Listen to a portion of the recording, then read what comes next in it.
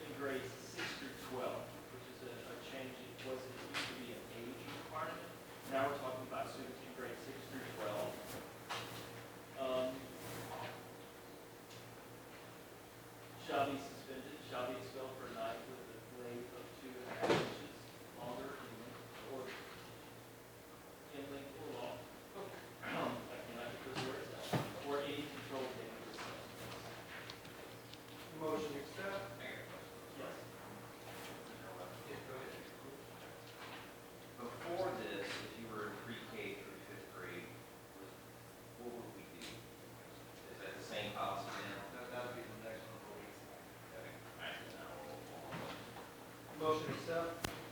Got a motion by Mr. Lewis Lambert, a second by Ms. Brooks. Do we have any additional discussion? Any opposition? That motion carries. Moving on to policy JDE, expulsion.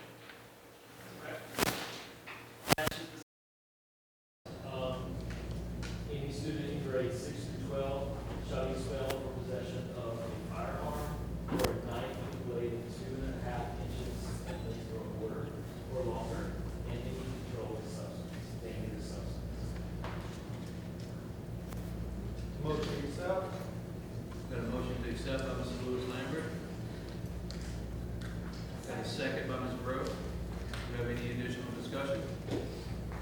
Any opposition? That motion carries. Moving on to item 10, JGCE, child abuse.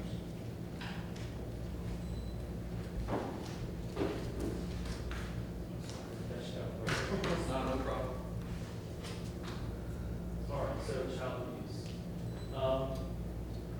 So the big change here, the point is that it requires, it says that a mandated reporter is anyone involved in teaching or a child care provider. It just expressly states that. But it also makes a change to your, thank you, school resource officer, that any law enforcement officer who works as a school resource officer is also now mandated reporter under this new policy Ascension. All right, any questions about this one? Motion to accept. We got a motion by Mr. Lewis Lambert. We got a second by Ms. Brough. Do we have any more discussion? Any opposition? That motion carries. Moving on to item 11, 24-25 student handbook updates. That'll be Ms. Beth Tompley. Okay, basically what we've done is taken the policies that we've just referenced and went through and addressed them in our handbook, because our handbook is a little bit more extensive in some areas, and so I kind of enumerated those for you. Page 10, that's the one about truancy, and it just addressed those recommendations for parents in the policy for attendance. The disciplinary policy changes, a big change here is the 3 suspensions for a recommendation for expulsion. It has been previously 4, and they've actually included the words to exclude those related to dress codes and tardies. So if a student receives 3 suspensions, they can be recommended for expulsion on the 3rd one instead of the 4th one. And so that's a little bit different when you get to the K through 5, and that's also what we addressed earlier. Students in K through 5 in possession of drugs, firearms, and knives, or 4 suspensions will be recommended for expulsion. And then any students in grades 6 through 12 found guilty of being in possession of tobacco, alcohol, or a vaping product on school property, on a school bus, or at a school-sponsored event may be recommended for expulsion. The big change there was to add vaping. Vaping was never something that was in a maybe expelled offense. And I think that goes back to the marijuana that was added to the policy that added that, because typically if we have a student that's going to be recommended for expulsion on vaping, it's usually a THC pen or something like that. So that change was done to put that they may be recommended for expulsion. So you have shall be recommended for some things, and you have may be recommended for some things. Motion to accept. Oh, I'm not done. I'm just trying to make sure that I caught up with some of the other ones. Okay, so then we have there was a few other ones where we put in that if a student left our district before, with the 3 suspensions, sometimes people would leave our district with 3 suspensions and try to avoid the expulsion.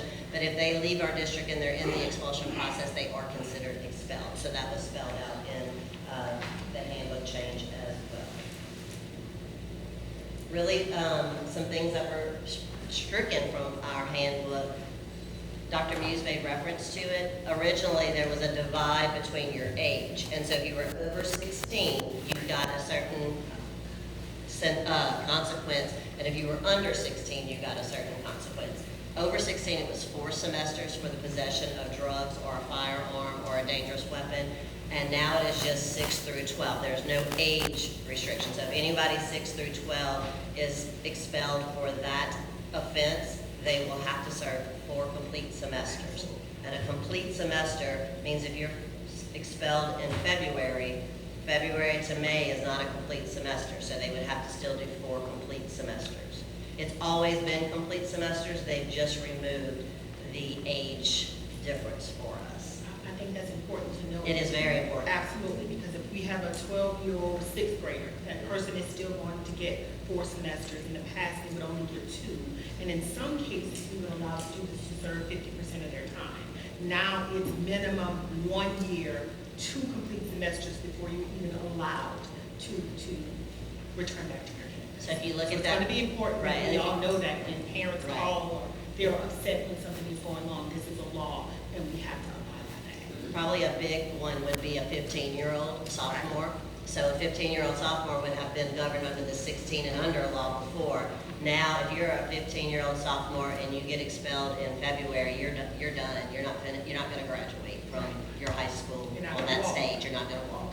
And usually that's what parents call us about, Right. right? They get to the end and they want their children to walk. And so when it's a complete semester, that will include graduation as well as a part of that semester. So I just want to make sure we're all aware of that. Does this also change how students would go to Apple Digital to do their 45 complete days and could come back, or is that Well, still going to be the that's- case? That would be a different offense. These are for the most severe cases Gotcha, that you gotcha. would get these, and so that's usually the possession of drugs or a firearm or something that is, extreme.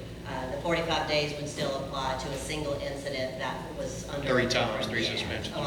That's a single incident, like an alcohol offense. That can typically, sometimes that would be a 45. Or an egregious fight, if we have Or kids egregious. that fight and Yeah. continue And wouldn't to fight, then separate. we will recommend expulsion. Okay. And this is a policy of the state, like this is. Yes, ma'am, this Yes, is based ma'am. on state law. We had to take out several things. I marked it up for you in one of the attachments that I have, but basically it takes out all of the reference to the separation of age, which it's in the section of the handbook that says special points to consider. And so all of that is lined through because all of that is now removed because it has nothing to do with your Okay, now this age. is one of the examples that made a shield. Say that again. Okay, some is under discretion. Oh, no, in this particular one, this would be shall. Yes, ma'am. It's illegal narcotics, drugs, or controlled substances, and then firearms. So let's be clear, we currently do this, right? Yes. So this isn't a new practice for us. I mean, but to me, it's more in the middle school now than it has been. It's the age that's the difference. Absolutely. I mean, Younger the age kids is will still fall middle under school, this. Where at one time it was not. Right, you are So now correct. we're Yes, looking ma'am. at kids that bully. Yes, ma'am. Okay. Yes, ma'am, they could be 12, they could be 13. I mean, and There they're is- not at that level, but they're mature enough to really understand, but they're not, what they go with it. So, and this is the state law. Yes, ma'am. Yes, ma'am. Okay. All right, and then that was most of the discipline one. We also had to make some changes to our cell phone policy. The cell phone policy is a little bit more explained in the handbook than our policy, our cell phone practices. Basically, most of the handbook addressed acceptable use, and that was when a teacher gave a student permission to use it for instructional purposes in class. All of that had to be stricken because there is no acceptable use anymore. It has to be turned off and stowed away. So we had to take out almost like it's half of the policy.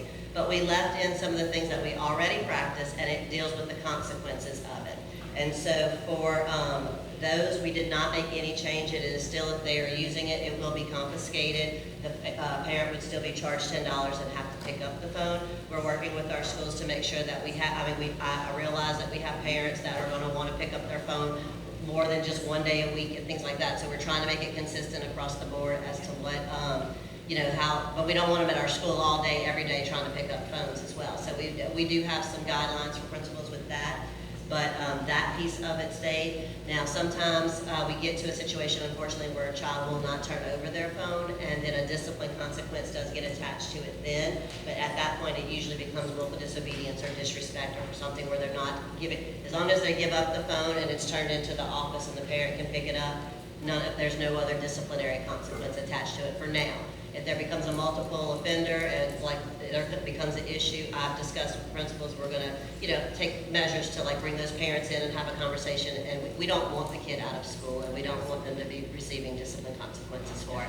And so all of our schools, for their pre-planning to this, yesterday and today, they were addressing this policy with their teachers and how to put structures in place to be able to kind of make sure that kids are very well aware of it. We put out messaging to parents. All of the schools are sending that home as well, just because we all want to be on the same page, and we don't want one practice being done at one school and not being done at another school. So we're trying to be very consistent and very firm from the beginning, and so I do believe this is something that you might get questioned about and how this is handled, because it's the one that I got the most questions about as an administrator. And so, but it is very clear in the law, it has to be, they've at least allowed them to have it for after-school events.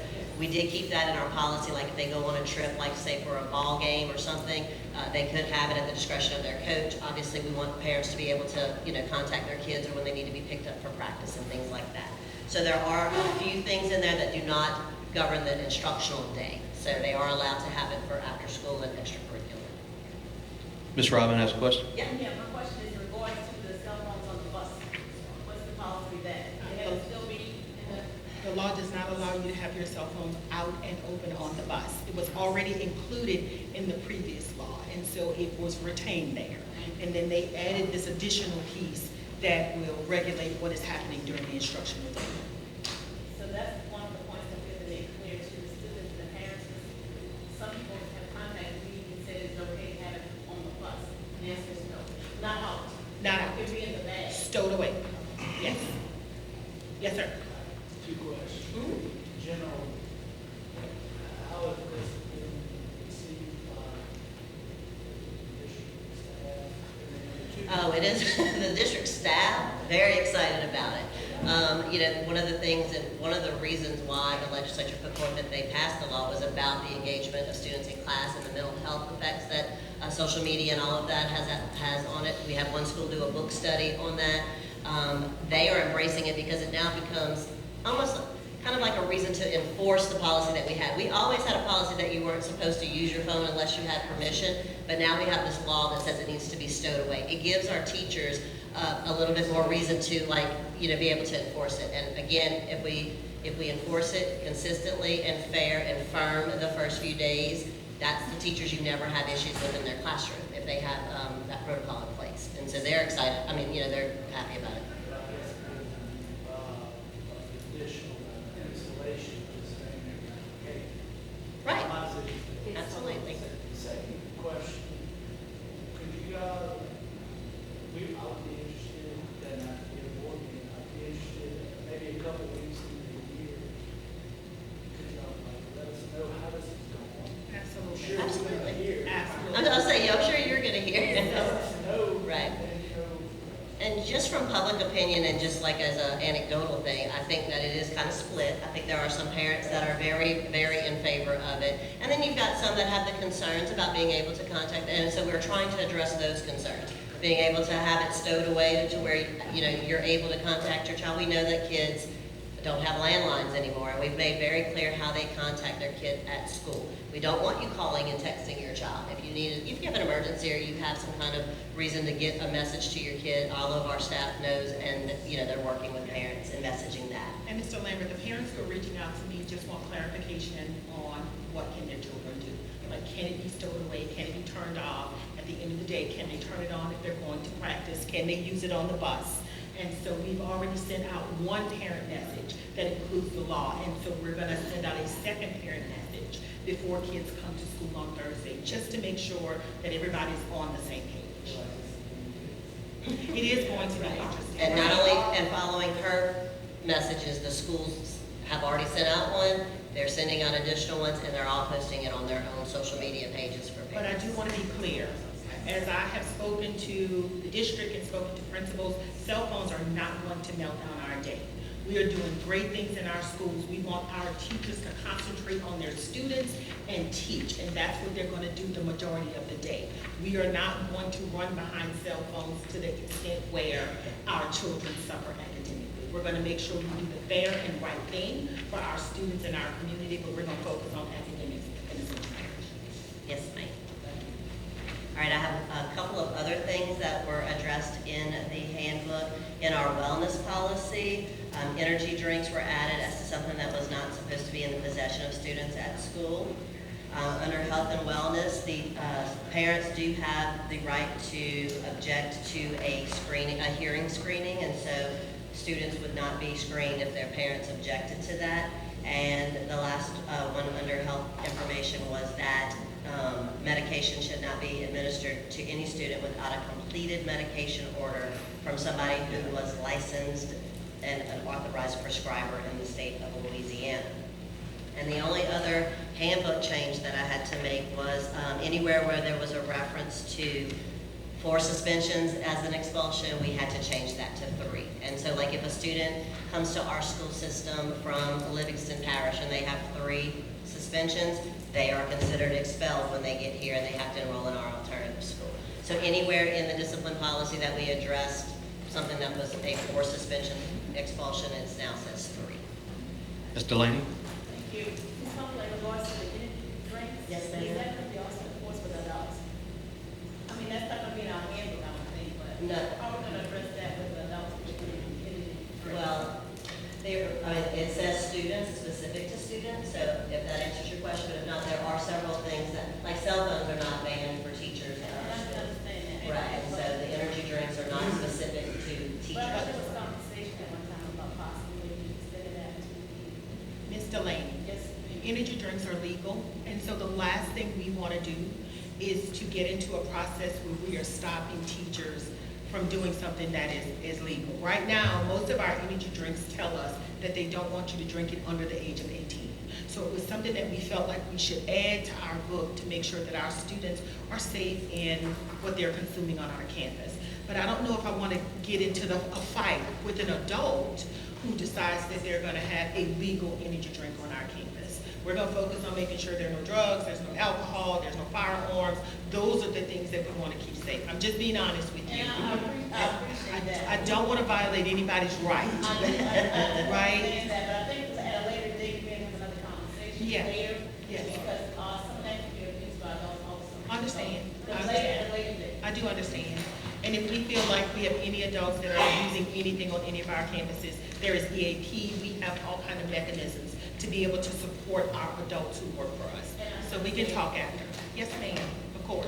All right, thank you, Ms. Tomplay, with all the changes there and bringing that to us. I will make a note that me and Ms. Tomplay spoke, and the digital version will be updated with these changes, and she will add an addendum to any printed version, so we don't have to go back and reprint. She reminded me we don't print all of them anymore anyway, because we just keep a certain amount at each school or available where needed. So no big cost there. All right. Possible to get a copy, so that, contact by parent, I can have. Yes, Yeah, ma'am. absolutely. Absolutely, we'll give every board member a copy. Unfortunately, the legislature meets after we put the book to print, and so when it went to print, those have been delivered to the school, so they got all of the updated changes up until today.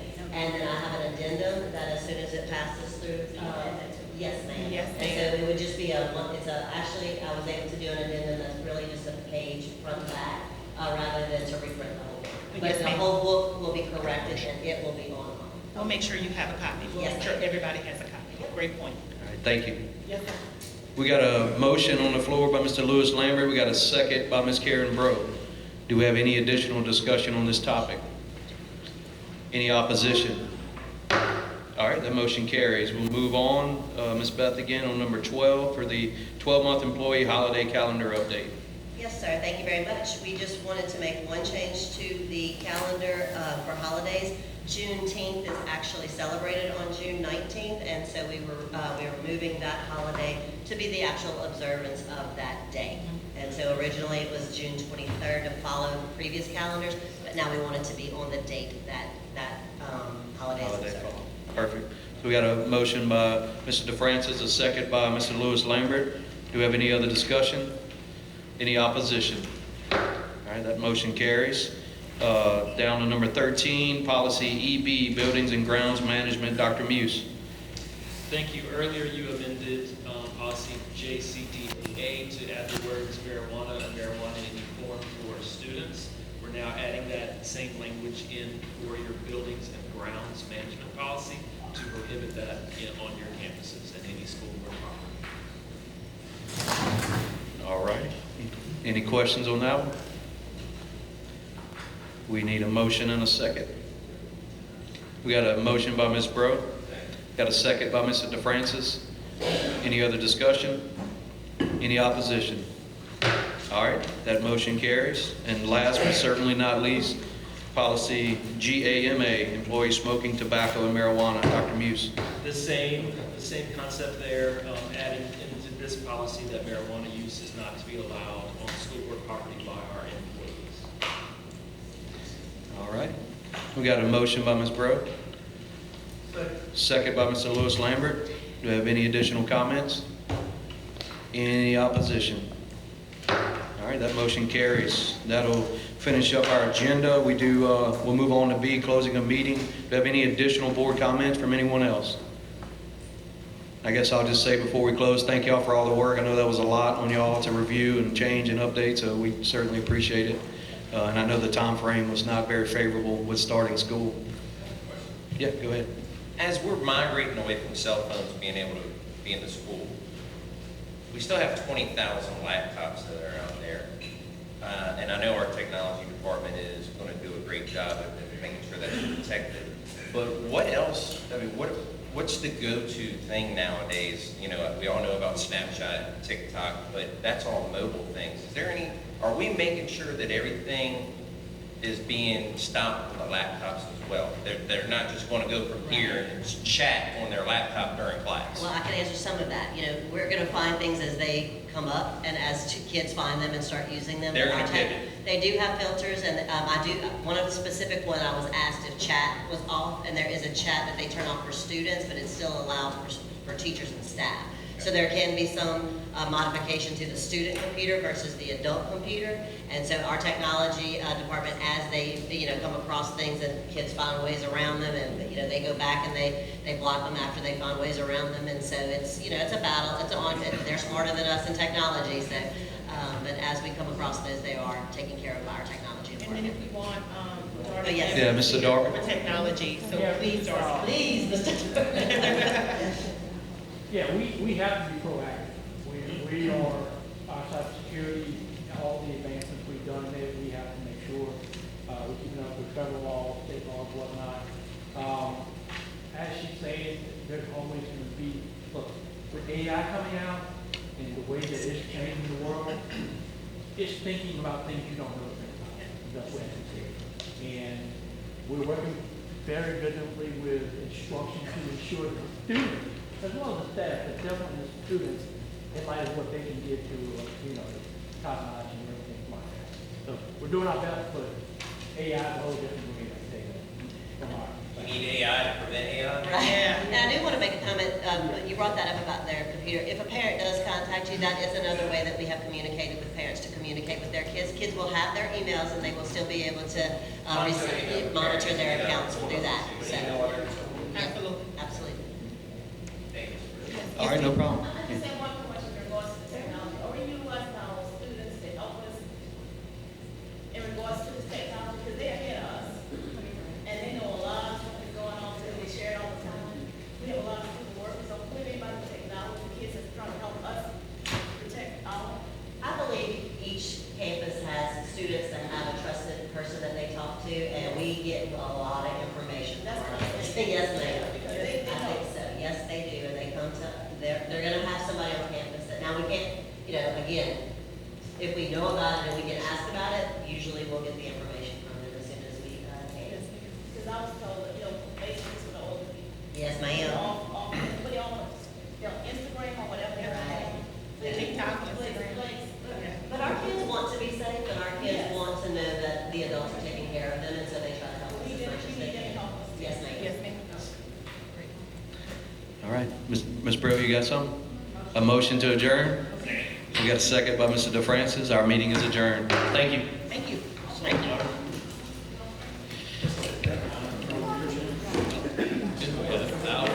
Hour and 10 minutes to get in. In the traffic too? Oh.